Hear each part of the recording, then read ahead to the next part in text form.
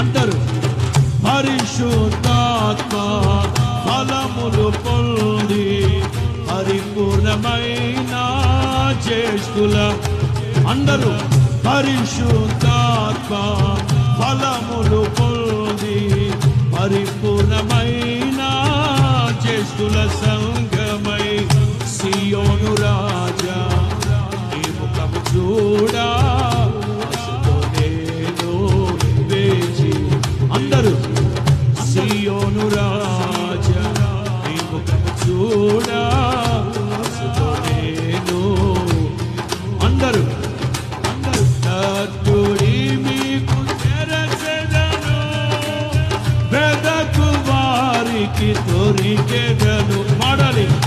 తట్టుడి మీకు అందరూ అందరూ అందరూ అందరూ దొరికెదను.